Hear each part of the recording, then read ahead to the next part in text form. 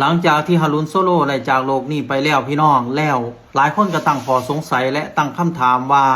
แม่นไผจะเป็นผู้ถือลิขสิทธิ์สำหรับคลิปวิดีโอต่างๆผลงานของฮารุนโซโลนับต่อจากนี้ไปพี่น้องกรมทรัพย์สินทางปัญญาของประเทศไทยได้ออกมาชี้แจงว่าคลิปวิดีโอต่างๆเป็นทรัพย์สินทางปัญญาของฮารุนโซโลและได้ถือคุ้มครองอยู่50 ปีแล้วให้ทายาทเป็นผู้ถือลิขสิทธิ์และเป็นผู้จัดการมรดกต่อนับจากนี้พี่น้องก็ถือว่าเป็นอีกได้ส่วนหนึ่งมาดูแลคุณยายกับครอบครัวเนาะสำหรับพ่อแม่พี่น้องหลายๆคนที่เป็นห่วงและก็กังวลเรื่องนี้ตอนนี้ก็สบายใจได้แล้วเนาะพี่น้องเนาะว่าหลายคนจะดูดคลิปไปหรือว่าหลายคนจะนำเอาคลิปของฮารุนโซโลไปสร้างได้นำเอาทรัพย์สินทางปัญญานำเอาคลิปวิดีโอของฮารุนโซโลนี่ไป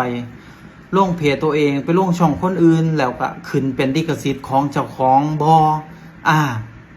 อันนี้ก็เป็นคำถามของพ่อแม่พี่น้องหลายคน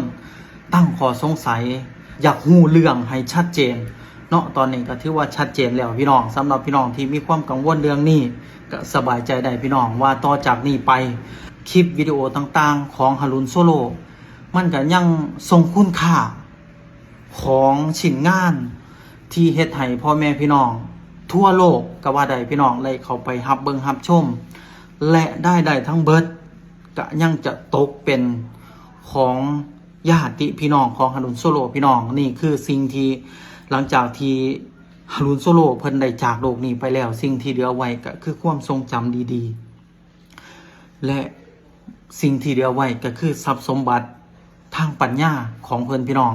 ได้มอบให้แก่ครอบครัวมอบให้แก่ญาติพี่น้องของเพิ่นเองเนาะพี่น้องเนาะนี่ก็คือเป็นอีกหนึ่งเรื่องเล่าที่เขียนจะมาอัปเดตสู่พ่อแม่พี่น้องเฮาได้ฟังเนาะพี่น้องเนาะสำหรับพี่น้องเห็นคลิปนี้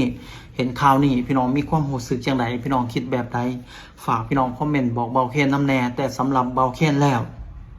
เคนรู้สึกสบายใจหลายขึ้นพี่น้องสำหรับเรื่องนี้เนาะ